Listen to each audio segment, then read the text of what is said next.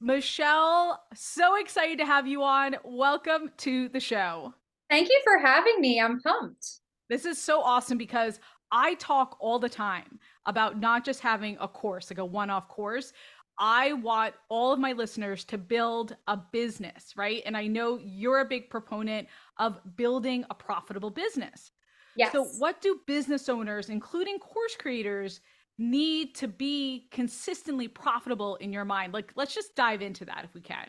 Yeah, I know we're going to get into this, but I think to be consistently profitable first starts with what you believe about being profitable. Like, do you believe that it's possible? Do you believe that you have enough people to come in the door to be profitable, right? Like, I know for course creators, we're talking volume here, right? Because we're not Mhm. talking about a high ticket offer. And so, at least not in most cases. And Right. so, when it comes to course creators, I think specifically around volume, do you actually believe that there are enough people out there? Hmm. Even not, whether you believe they're in your audience or not, whatever, but do you believe that there are enough people out there? I think it's all about, do you believe enough people want your course? Do you believe enough people Yes. actually want the thing that you are marketing? There's so much, I'll just say junk that goes on in our brains that keeps us from being profitable. And so a lot of people will get very much rooted in what can I do? What action steps can I take to be more profitable? And it's not that that's irrelevant, right? You do need to talk about strategy, but we can't talk about what you need to do if you don't even believe that the thing you want is actually possible. Now, I don't think you have to feel confident, right? That you can have Ha. a profitable business. Like Yeah. I don't think that any of us really starts out feeling completely confident. But are you committed to doing whatever it takes to have a profitable business? Like those two things are very different. And Okay. you have to have commitment. And I think that's going to be a thread that probably goes throughout our entire conversation because I Hmm. see a lot of people sort of, launch something or put something out there and it's like I kind of did it half-heartedly. Like, oh, I'll see. If people buy this thing, then I'll put my full weight behind it. And Oh, no, you yes. need to put your full weight behind it now in order for you to see a profit. And that's what goes back to your mind and the thoughts you're thinking versus the action steps you're taking, because you can mark stuff off a list, you can check things off a list, right? But not really have your full heart in it. Okay. I love what you're saying about Yeah. I'll see, right? Because I can be totally hardcore about that. Like, there is no I see, like, I'll see, right? There's resolve, commit. Like, this is the Yeah. decision that you're moving Yeah. forward. And I love that you're talking about that. You mentioned beliefs. Like, I want to talk about that. I know you talk about that and how beliefs play into profitability. And I know you've got a number of different beliefs that people should, like, you play around with to get to six figures. Can we talk about those beliefs a little Yeah, bit? of Okay. course. Of course. Go hit me with some of them. Hit me with a couple. The number one belief that has made me, my first six figures and beyond has been I'm going to figure it out. I'm going to work it until Mhm. it works. And what's funny is I'm now kind of like amending that and saying, okay, it's not that I'm going to work it until it works. It's that I'm always going to work it, because until it works almost makes it sound like you're going to arrive at a point where everything works all the time Mhm. and you never have to That make changes. And that does not exist. never happens. That does not, so I'll say until it works because I think we all know what I mean, but if I could Yes. amend that, I would just say I'm going to keep working it. I'm going to keep working it. Another thought that has been more recent for me that has been, it's connected, but it's very powerful, is there's always a solution. There's always Mm. something new to try, right? And I think when you're launching a course, like I have a lot of clients who I work with, a lot of my clients actually on launching group programs. And so for many of them, this shows up, right? And it doesn't really matter whether it's a group program or a course. I think your listeners will also understand what I mean, is that they'll be like, I don't know, like I just I feel like there's nothing left I can do. Like nobody's paying attention this launch. Like, Uh, that's it. Like there's nothing else I can do. That's what I hear people say, I don't know. And I'm like, get rid of the I don't know, because there's always a solution. And I think that that puts you in control and puts you in the driver's seat. And that's not just for a launch, but that has been a very powerful thought for me, is that there's always a solution. There's always something new that I can test or I can try. It doesn't have to be over unless I decide it's over, right? And so I think thoughts like that really, what they do, they force me to focus on what can I control versus trying to control all of the other things, like who's going to buy and when they're going to buy and all of that. You can't control that. What you can control is you and how you show up and what you say and how often you talk about your course. That's what you can control. And when we're focused on what we can control and only what we can control, that's when true profitability comes in the door. Okay, I love this. I come from a Tony Robbins background, and he's all about focus on what you can control, right? That's You can't life, control right? right? That's life.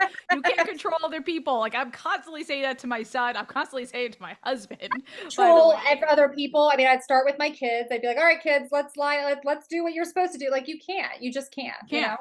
Doesn't So work that way. focus on yourself, right? Yes. And I love this idea is always have a solution. Like to me, that's the epitome of resourcefulness. And that's how we need to approach a launch. So I'd like to take a sidebar on this for a second because I know you Sure. help people with their launches. How much of a launch do you plan out and how much room do you leave for, those things that happen or pivoting or okay, I know I've got to throw this out there now. Well, if it's the first launch, I really don't plan out a ton, and that's intentional Mhm. because I think that the first launch and even the first couple is really very much grassroots, like, connecting with your existing audience, seeing what messages they resonate with, all of that. As I go beyond that, I do plan out kind of like I don't know, it's like if you take a puzzle and you've got the edges, like you start with the edges first, right? To get a little bit of direction, then you fill in the puzzle. It's like you start with the edges. So when is the launch Mhm. happening? Like when is it starting? When is it ending? When is early bird? How are you kicking off the launch? So I always recommend doing some kind of what I call a destination event, like something that's like make sure Me community too. a destination and it could Yep. be a challenge or a live event, Or a whatever, right? content series Yeah, or like, what right, are you doing webinar, right. there? I think you have to have that planned out. I'll Mhm. have some content that I write and schedule, but I also leave a lot of flexibility. So, like, in the middle piece of the puzzle, I leave flexibility because a launch is something that is responsive. Like you shouldn't be just setting it and then forgetting it. It's like you have to respond in real time because you're interacting with people. And so if I hear, certain objections or I hear certain things that people are saying and I'm like, "Ooh, we need to talk more about that." Like I Mhm. never would have known that ahead of time, right? Right. And I think that that's the part that stresses a lot of people out, maybe because they didn't prepare for it or they didn't expect it or they didn't leave a lot of flexibility. But that's actually the part that can be the most fun if you think about it that way, because it's like you're hearing from people, you're getting responses, and it's like, okay, how do I adjust what I'm saying or make tweaks to what I'm saying or doing to get more people in the door? So, like, we might add bonuses in real time. So, I always leave a little bit of flexibility Mhm. and know that that is not a bad thing, that that's actually a good thing, right? And it's a Yeah. sign that things are working versus I think people feel like they have to be very much boxed in. Well, and I think that people anticipate I've got some 6-week accelerators going through this right now, and Yeah. they think, "Okay, I'm gonna plan it," right? And that it's just gonna unfold, and it's just not true. Like, I love what It you're never saying. It happens for never me happens that that way. way. You Never. get Mhm. feedback, you're like, "Oh, people are really responding to this. Oh, I'm hearing this objection come up again and again. What content can I create or what event can I create to kind of take that on?" Right? So it's a Yeah. constant pivot or a adaptation, evolution. Well, and I don't think we ever want to assume that we know what our people are thinking or saying or Mhm. what they're going to respond to. Like, do I know my audience? Yes. But do I like I will never get to the point where I say I know everything there is to know about them. I know how they're going to respond and that's that because when I get to that point that means I'm no longer willing to learn and be a Mm, student of my audience. And I think when you're no longer willing to be a student of your audience, you lose touch with them. When you lose touch with them, you obviously lose sales and therefore your profitability is going to dip. So I mm. just always assume that I don't know, right? If we're gonna make Yeah, any right. I What am I don't gonna know. find out? It's kind of Yeah, fun like that way too, test right? it and keep Yeah, an open mind, you know? yeah, totally. Okay, let's go back to those beliefs because I love what you're saying here. Like, do you have a few more for us that you're Yeah, I talking think a about? Yeah. couple others are so there's beliefs that you have about yourself, if I were to put them into categories, right? Mhm. So I listed a couple of those, I'm gonna work it till it works, I'm gonna figure it out, there's always a solution. Like I think things like that that puts you in control. But then there's beliefs about your offer, right? About your course. So Mhm. what do you want to believe about your course? Like for me, something that was actually really helpful was, and that removed pressure was, it doesn't have to be perfect to sell. Yeah. Like it's actually not going to be, right?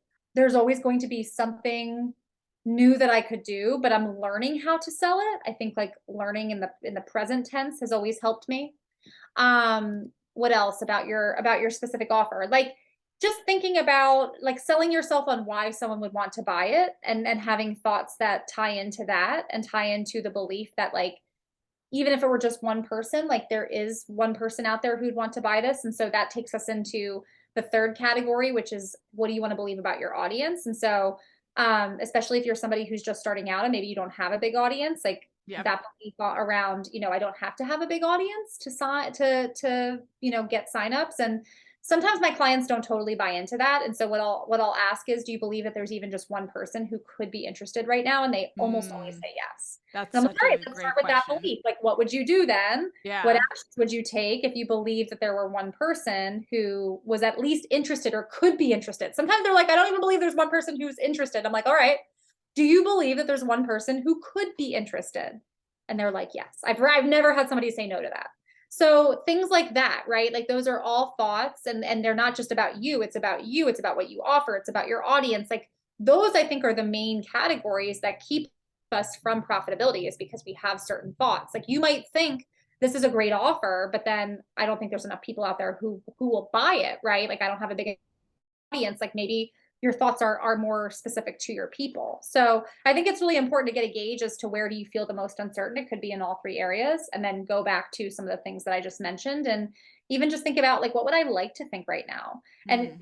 list out what you would like to think, and then take the thought that feels the most likely, the thing that you could be closest to believing, and start there and think, like, what's in the family of beliefs, right, that I could Yeah. actually get on board with today without having to do anything else or take any other action steps, and without having to have any other results come in the door. Because sometimes people will be like, well, I believe I'll sell my course when I have, X amount of people visit my sales page, or Or when I have 50 people X lined amount up of to people buy. lined up, or when I have Yeah. X amount of signups for my event, or when I have somebody buy. Like, I'm going to wait to believe until I have somebody buy. And I'm like, nope, No, we're nope, not. you cannot wait, because they'll buy when you believe it first. So Love I that. think that's the kind of stuff that I'll coach people on. Okay, I love this. And my next question, I think maybe you've answered it here though, because my next question was going to be about what's holding us back from a profitable business. Is it the beliefs? Like, is it Yes, that's the number yes, one? it always is. I mean, it really is. It's our beliefs about ourselves first and foremost. Mm-hmm. And it's our beliefs about what we're offering and how people are going to respond. Because that's what marketing is, right? Marketing Yes. requires you to put yourself out there and to share an offer with the world and see how people respond. And so naturally, that's where I think a lot of our beliefs come in. I also want to say that when it comes to ourselves, I think that there are beliefs around not being deserving of having a more profitable business, Mm-hmm. or I can't handle money, or money's going to change me, or it's going to change my relationships. Like, people don't often think about the fact that sometimes we don't want to make more money. Sometimes we don't want a profitable business. I might have more responsibility, and I don't know if I can handle that. It might be out of my control. I might feel out of control. And so I think that, when we're talking about profitability in general and making more money, I think there are a lot of beliefs that come up where people are actually afraid to do it and they resist it, but they don't know why they're resisting it. And so a lot of times I'll see this show up in a launch, right? Where it's like you're launching your course, but you're not really like doing all the things, and you kind of know it. And you're like, what? Like, what's going on here? Like, I'm just sort of taking half hearted action. Well, a lot of times it's because maybe you don't want to make more money. Maybe you're afraid of making more money because you're like, now I have to serve people in this thing that I created. And what if it Right. sucks? What if they don't get Right. Now you have to results? deliver. What if they Like ask for a refund? What if they hate it? Which, by the mm-hmm. way, all of those things have happened to me, where people don't like Yeah. something, or they ask for a refund or whatever, but we fear that stuff, and then we actually cut off our sales and cut off our profit.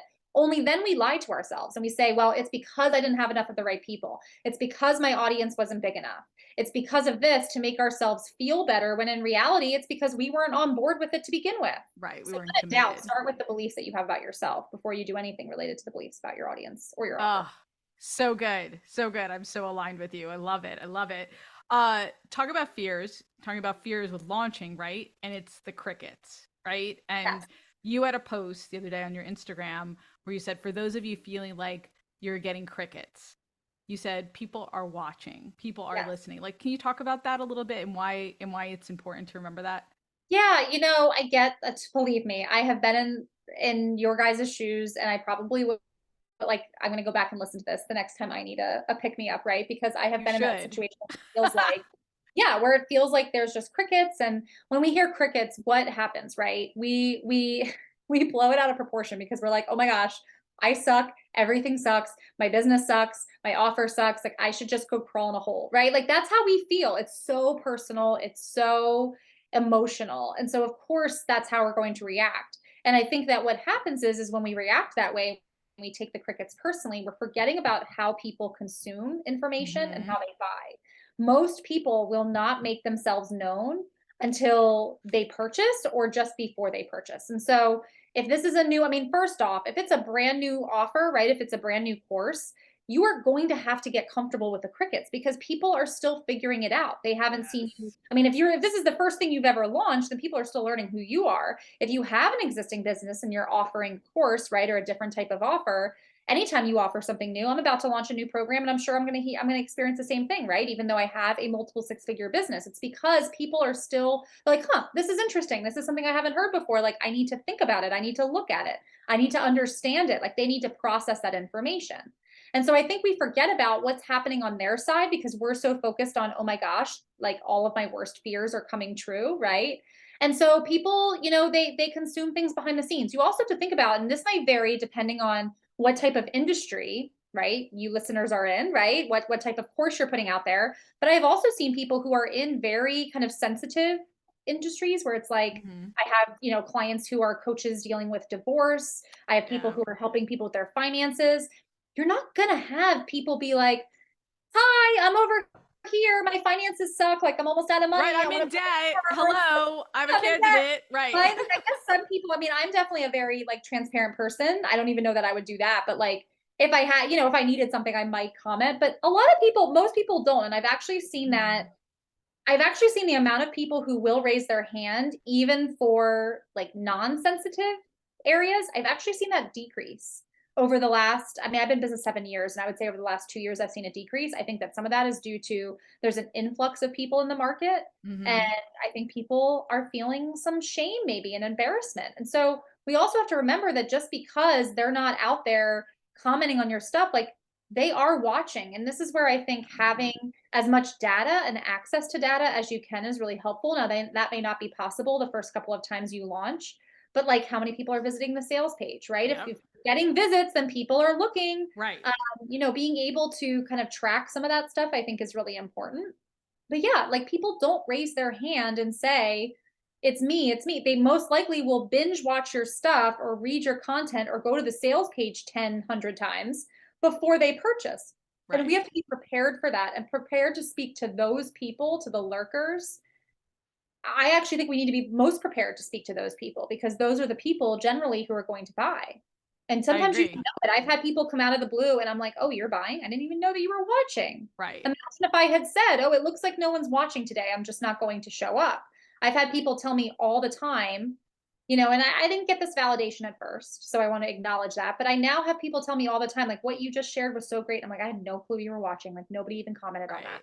Right. I just think that we have to, I'm not saying engagement doesn't matter at all or is completely irrelevant, but I think when it comes to, this topic, we've got to let go of some of that because if we're just focused on our launch, as to how much engagement we're getting, then the engagement is driving the launch versus us being willing to show up for the person that's too scared maybe to say vocally or outwardly like that's me.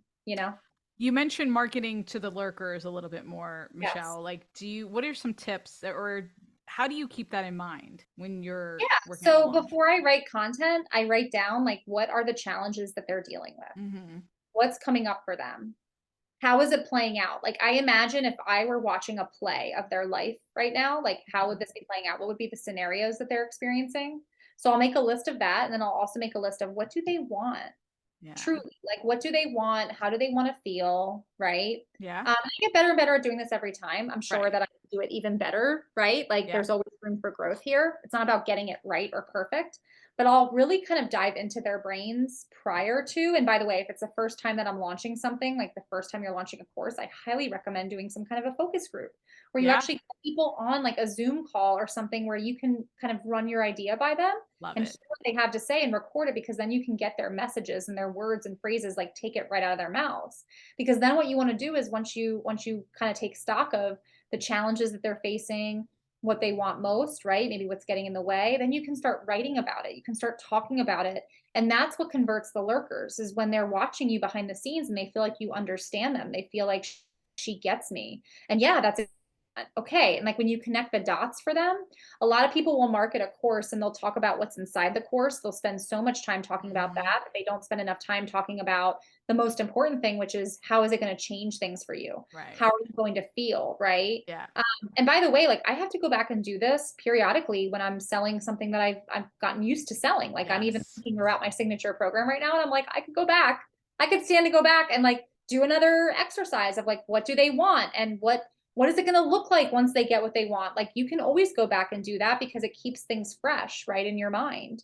Love Um, it. I also do a lot of listening. So when I hear what people are saying inside of my Facebook group, like I definitely feel like I'm a fly on the wall sometimes, but it's really helpful because then I can hear what people have to say and use those words in my messaging and my marketing. Okay, that's so great. Everyone should be listening right now and taking action on everything Michelle's saying.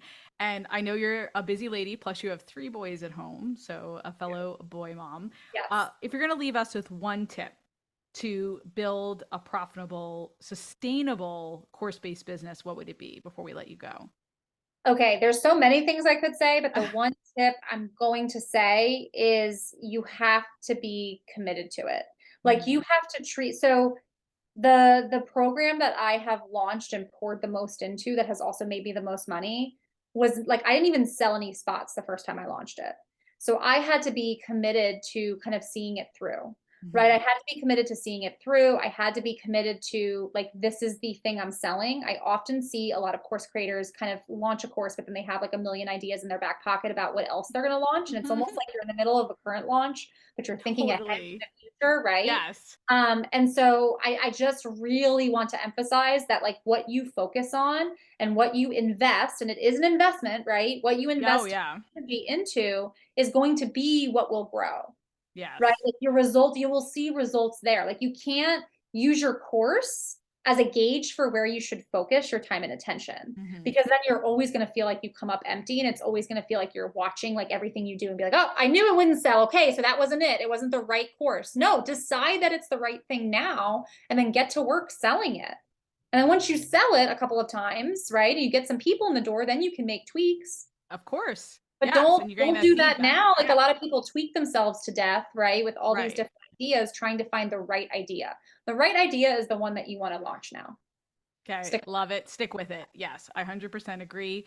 Michelle, where can we learn more about you and your programs? Yeah, you can head over to my Facebook group, Market Like a Boss. Okay. That's where I spend the most time. That's where I share a lot of tips on marketing and getting in touch with the right people. I actually have a weekly live Make Money with Michelle on Monday, Yay. a I want live to make series, money with right? Who doesn't want Michelle. to make more money? Of Um, course. yeah, I go live every Monday at 3 p.m. Eastern inside Okay. of that Facebook group. So that's a great way to kind of just get, some content.